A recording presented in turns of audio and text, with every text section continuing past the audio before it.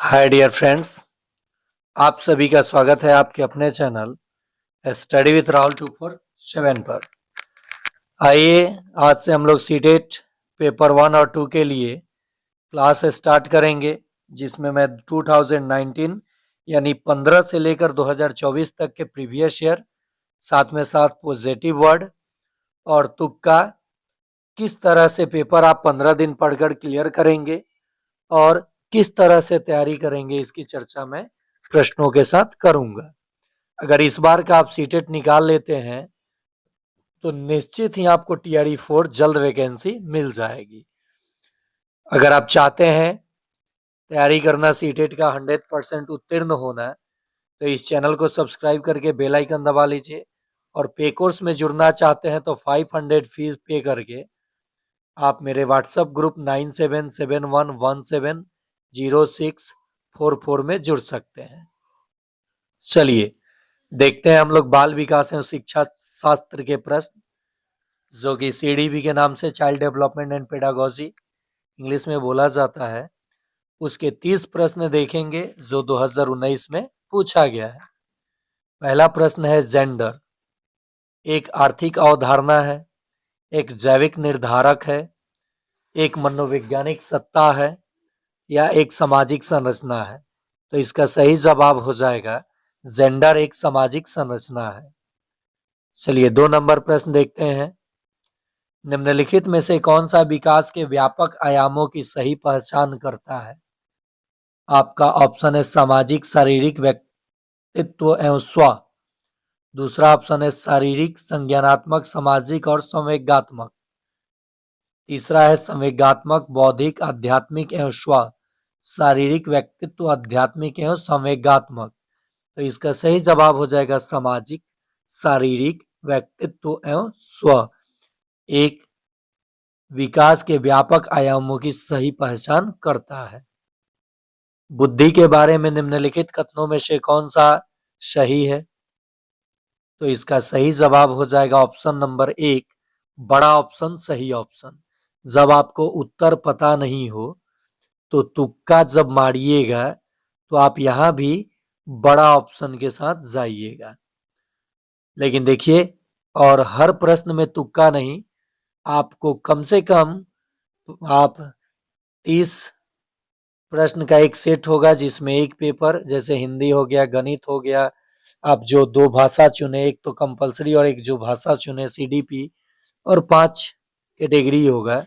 कम से कम 2 आपके कैटेगरी में, मतलब कि अगर विज्ञान और पर्यावरण आपका स्ट्रांग है तो कम से कम 2 गो विषय में आपको 25 प्लस स्कोर करना ही होगा। उसके बाद आप सब में एवरेज लाते हैं तो आप अच्छा कर सकते हैं। मैं सारी चीजें बताऊंगा, लाइव के माध्यम से भी, रिकॉर्डेड क्लास के माध्यम से भी। मैथ, पर्यावरण, अन्य क्लास रिकॉर्डेड, जब लाइव नहीं आ पाऊंगा रिकॉर्डेड दूंगा, रिकॉर्डेड नहीं दूंगा तो लाइव आकर के समझाऊंगा। और गणित का सभी क्लास, विज्ञान का, पर्यावरण का लाइव में ही होगा। बाकी रहा सीडीपी, हिंदी, हिंदी भी लाइव में होगा। हिंदी मैं एक साथ टीआरई के लिए, बीपीएससी एईडीओ के लिए और सक्षमता के लिए कराऊंगा, क्योंकि हिंदी का प्रश्न कॉमन होता है। बुद्धि बहुआयामी है, जिसे बुद्धि परीक्षणों के द्वारा पूर्ण रूप से परिमेय न की जाने वाली कई योग्यताएं शामिल है। 4 नंबर प्रश्न हो जाएगा, निम्नलिखित में से कौन प्राथमिक समाजीकरण का माध्यम है? तो 4 का ऑप्शन हो जाएगा 2, परिवार। 5 नंबर प्रश्न है, सीटेट में प्याजे से प्रश्न ना आए ऐसा हो ही नहीं सकता है। संज्ञानात्मक विकास का सिद्धांत किसने दिया था? तो जेन प्याजे ने। अगर सामाजिक अंतःक्रिया का सिद्धांत तो वाइगोत्स्की ने। कुछ ऐसे मनोवैज्ञानिक हैं जिनसे प्रश्न हर बार रिपीट करता है, चाहे वो पर्यावरण हो, चाहे वो गणित का सीडीपी हो, सब में। तो जीन प्याजे के सिद्धांत का प्रमुख प्रस्ताव है कि बच्चों की सोच गुणात्मक रूप से वयस्कों से भिन्न होती है। पहला ही ऑप्शन सही हो जाएगा। इन्होंने बच्चों की सोच को गुणात्मक रूप से वयस्कों से भिन्न बताया था। चलिए आगे बढ़ते हैं। निम्नलिखित में से कौन सी पूर्व संक्रियात्मक अवस्था बच्चों की विशेषता को बताती है? तो इसका सही जवाब हो जाएगा ऑप्शन नंबर 1, विचारों की अनुक्रम अनुक्रमणीयता। देखिए बड़ा ऑप्शन सही ऑप्शन। अगला प्रश्न, बच्चों और उनके अधिगम के संदर्भ में निम्नलिखित में से कौन सा सही है? तो 7 नंबर का जो उत्तर हो जाएगा, ये 6 नंबर का आपने अभी उत्तर दिया, 7 नंबर का जो उत्तर हो जाएगा वो होगा ऑप्शन 2। सभी बच्चे सीखने के लिए स्वाभाविक रूप से प्रेरित होते हैं तथा सीखने में सक्षम होते हैं। प्रेरणा, रुचि, बात करके, भ्रमण करके, ये सब पॉजिटिव टैग वर्ड है, ये सब बिल्कुल सही हो जाता है, पॉजिटिव उत्तर होता है। प्रगतिशील शिक्षा में बच्चों को किस प्रकार देखा जाता है? तो प्रगतिशील शिक्षा में बच्चों को सक्रिय अन्वेषकों के रूप में देखा जाता है, एक्टिव रोल में उनको देखा जाता है। देखिए वाइगोत्स्की से भी प्रश्न आ गया। ले वाइगोत्स्की के अनुसार अधिगम तो ये एक सामाजिक गतिविधि है। क्या है? एक सामाजिक गतिविधि। आप देख सकते हैं, मैंने कहा था ना, जहां समाज की बात करें वाइगोत्स्की के साथ चले जाइएगा। फिर प्याजे से प्रश्न आ गया, जीन प्याजे के अनुसार बच्चे ज्ञान को सक्रिय रूप से संरचित करते हैं जैसे जैसे वो दुनिया में व्यवहार कौशल का प्रयोग करते हैं तथा अन्वेषण करते हैं। तो ये 2 नंबर इसका बिल्कुल सही जवाब हो जाएगा। चालक विकास की दर में व्यक्तिगत विविधताएं होती हैं, फिर भी चालक विकास का क्रम डैश से डैश तक है। तो इसका सही जवाब हो जाएगा ऑप्शन 4, बड़ा ऑप्शन सही ऑप्शन। अपरिष्कृत स्थूल चालक विकास और सूक्ष्म चालक विकास, तो ऑप्शन 4 इसका सही हो जाएगा। मैं खास करके फीमेल टीचर कह रहा हूँ, फीमेल कैंडिडेट से कहना चाहूंगा कि आप 82 के लिए तैयारी और 85 के लिए नहीं कीजिए। आप 100+ के लिए अगर चाहते हैं तैयारी करना तो इस चैनल पे जुड़ जाइए। जैसे जैसे मैं आपको स्टडी कराते जाऊंगा आपका विश्वास, कॉन्फिडेंस बढ़ते जाएगा और सीटेट आप आसानी से क्वालिफाई कर जाएंगे। थोड़ा सा पैटर्न बदला एग्जाम का, मैं नए पैटर्न पे भी कराऊंगा प्रश्न। वह अवधि जो वयस्कता के संक्रमण की पहल करती है उसे क्या कहते हैं? तो उसे हम लोग किशोरावस्था कहते हैं। एक प्रारंभिक कक्षा कक्ष में एक बालक बालिका अपने साथ जो अनुभव लाते हैं, तो जो अनुभव लाते हैं उन्हें शामिल कर उनका संचय करना चाहिए। बड़ा ऑप्शन सही ऑप्शन। बच्चे जो भी क्रिएटिविटी करते हैं उनका संचय करना चाहिए। याद करना, मार देना, बच्चों को दंडित करना, ये सब निगेटिव वर्ड है। जब निगेटिव क्वेश्चन पूछे तभी उसका उत्तर उसके साथ जाइएगा। एक बच्चा तर्क प्रस्तुत करता है कि हिंज को दवाई की चोरी नहीं करनी चाहिए। वह दवाई जो उसकी पत्नी की जान बचाने के लिए जरूरी है, क्योंकि यदि वह ऐसा करता है तो उसे पकड़ा जाएगा और जेल भेज दिया जाएगा। कोहल वर्ग के अनुसार वह बच्चा नैतिक समझ की किस अवस्था के अंतर्गत आता है? तो ये सारे जितने भी कोहल वर्ग हो गए, स्किनर हो गए, ब्लूम हो गए, इन सभी ने क्या क्या सिद्धांत दिया, क्या क्या चीजें बताया, इसको लेकर के मैं मास्टर वीडियो एक बनाऊंगा जो 6 to 8 पेपर 2 और पेपर 1 के लिए महत्वपूर्ण होगा। 14 नंबर का उत्तर हो जाएगा दंड एक आज्ञापालन अभिविन्यास। जो बच्चे स्वयं से मौखिक संवाद करते हैं उन्हें लेव वाइगोत्स्की क्या कहते हैं? देखिए कितने मनोवैज्ञानिकों का सवाल आ रहा है सीडीपी में।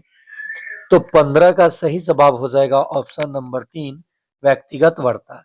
स्वयं संवाद कर रहा है यानी व्यक्तिगत वर्ता कर रहा है, वो बात कर रहा है, स्वयं से बात कर रहा है। खिलौने, पहनावे की वस्तुएं, घरेलू सामग्रियां व्यवसायों एवं रंगों को विशिष्ट लिंग के साथ संबंधित करना क्या प्रदर्शित करता है? तो जेंडर रूढ़िवादिता से एक प्रश्न रहेगा ही रहेगा। इसका सही जवाब हो जाएगा जेंडर रूढ़िवादिता। एक शिक्षक को चाहिए कि यह संप्रेषित करे कि वह कक्षा कक्ष में सभी संस्कृतियों का सम्मान करता है एवं महत्व देता है। ये बड़ा ऑप्शन सही ऑप्शन बिल्कुल सही हो जाएगा। और ये पॉजिटिव है। महत्व देना, संस्कृतियों का सम्मान करना, ये सब पॉजिटिव वर्ड होता है।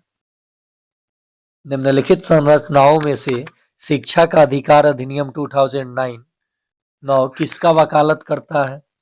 तो 18 का सही जवाब हो जाएगा ऑप्शन नंबर 3, समावेशी शिक्षण का। ये देखिए, समावेशी शिक्षण का अर्थ होता है सभी वर्ग, सभी कैटेगरी, सभी प्रकार के बच्चों को एक साथ एक वर्ग में शिक्षा देना। अब सरकार चाहती है शिक्षा व्यवस्था ऐसे बनाए कि समावेशी शिक्षा बच्चों को दिया जा सके। 19 नंबर प्रश्न है, डैश यह विचारधारा है कि सभी बच्चों को एक नियमित विद्यालय व्यवस्था में समान शिक्षा प्राप्त करने का अधिकार हो। तो इसका सही जवाब हो जाएगा 19 नंबर का ऑप्शन नंबर 2, समावेशी शिक्षा। देखिए, समावेशी शिक्षा से 2 प्रश्न आ गया। निम्नलिखित में से कौन सी अधिगम की प्रमुख प्रक्रिया नहीं है जिसके द्वारा सार्थक अधिगम घटित होता है? तो 20 नंबर का ऑप्शन हो जाएगा 2, कंठस्थीकरण एवं स्मरण। यानी आपको रटंत विद्या पे ध्यान नहीं देना है, और यहाँ निगेटिव ये पूछा था तो निगेटिव वर्ड को पकड़ लीजिए। निम्नलिखित में से कौन सा स्तंभ क के बच्चों को स्तंभ क ख में उनका प्राथमिक विशेषताओं के सही मिलान को प्रस्तुत करता है? तो आप देख सकते हैं, प्रतिभाशाली, अधिगम, आसक्तता, सृजनात्मकता, अवधान कमी, अति सक्रियता। तो देखिए, इसका सही उत्तर हो जाएगा 21 नंबर प्रश्न का जो सही उत्तर होगा वो हो जाएगा आपका ऑप्शन 3, 4 1 2 3, 4 1 2 3। देखिए, बच्चे प्रभावी रूप से सीखते हैं जब, तो बच्चे प्रभावी रूप से सीखते हैं वे विभिन्न गतिविधियों एवं कार्यों के सक्रिय रूप से भाग लेते हैं। गतिविधियों एवं में और किसी कार्य में जब बच्चे एक्टिव रोल निभाएंगे तो वे प्रभावी रूप से सीखने में उनको मदद करता है। बच्चों को कक्षा में प्रश्न, अब आप ही बताइए बच्चों को कक्षा में प्रश्न क्या करना चाहिए? 23 का उत्तर आप लोग देंगे कमेंट में। ये तो कॉमन सा प्रश्न है, कम से कम आप एक प्रश्न का जवाब कमेंट में 23 में दीजिए, देखता हूं सही होता है या गलत। बच्चों को कक्षा में प्रश्न पूछने से रोकना चाहिए, पूछने के लिए प्रेरित करना चाहिए, पूछने के लिए हतोत्साहित करना चाहिए, पूछने की अनुमति नहीं देना चाहिए। बहुत आसान प्रश्न है, उत्तर आप लोग दीजिएगा आसान प्रश्न का। संरचनात्मक दृष्टिकोण के अनुसार अधिगम डैश है, तो 24 का हो जाएगा एक सक्रिय एवं सामाजिक प्रक्रिया है। अधिगम एक सक्रिय एवं सामाजिक प्रक्रिया है। अधिगम का मतलब होता है सीखना, लर्न करना। जब शिक्षक को विद्यार्थियों एवं उनकी योग्यताओं के बारे में सकारात्मक विश्वास होता है तब विद्यार्थी क्या करते हैं? तब विद्यार्थी सीखने के लिए उत्सुक एवं प्रेरित रहते हैं। चलिए अगला प्रश्न, बच्चों की गलतियां। तो बच्चों की गलतियां अधिगम प्रक्रिया का एक भाग है तथा उनके विचारों को एक अंतर्दृष्टि देती है। बड़ा ऑप्शन सही ऑप्शन। मूल्यांकन को, तो मूल्यांकन को किस रूप में देखा जाता है? तो शिक्षण अधिगम प्रक्रिया का एक भाग होना चाहिए, ना कि रिजल्ट कार्ड होना चाहिए, ना कि बच्चों को हतोत्साहित करना चाहिए। शिक्षण अधिगम प्रक्रिया का एक भाग होना चाहिए मूल्यांकन। नीचे लिखी हुई स्थिति किस सिद्धांत को दर्शाती है? जो विद्यार्थी अच्छा प्रदर्शन नहीं कर पाते हैं वे महसूस करते हैं कि वे पर्याप्त रूप से अच्छे नहीं हैं और हतोत्साहित महसूस करते हैं, तब उनमें बिना प्रयास के कार्य को आसानी से छोड़ देने का संभावना होती है। ये हम लोग भी ऑब्जर्व करते हैं, जब कक्षा में जो बच्चे काफी कमजोर होते हैं तो वो धीरे धीरे स्कूल से दूरी बनाने लगते हैं और वो पढ़ाई से बिल्कुल कट जाते हैं। तो वैसे स्थिति में ये जो प्रश्न दिया गया है इसमें संज्ञान एवं संवेग परस्पर संबंधित है। चलिए अगला प्रश्न 29 नंबर, सेकेंड लास्ट प्रश्न है। उम्मीद है आप सभी जुड़ेंगे और चैनल को देख रहे हैं तो लाइक शेयर सब्सक्राइब अवश्य करेंगे।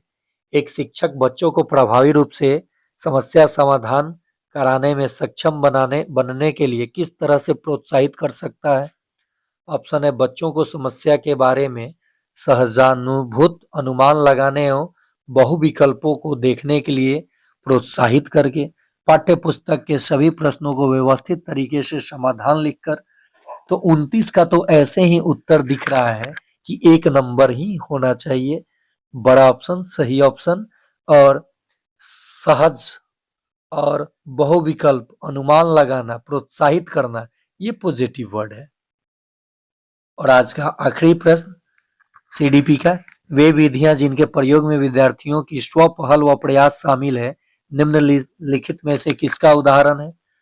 तो 30 का आंसर हो जाएगा 4, अधिगमकर्ता केंद्रित विधि।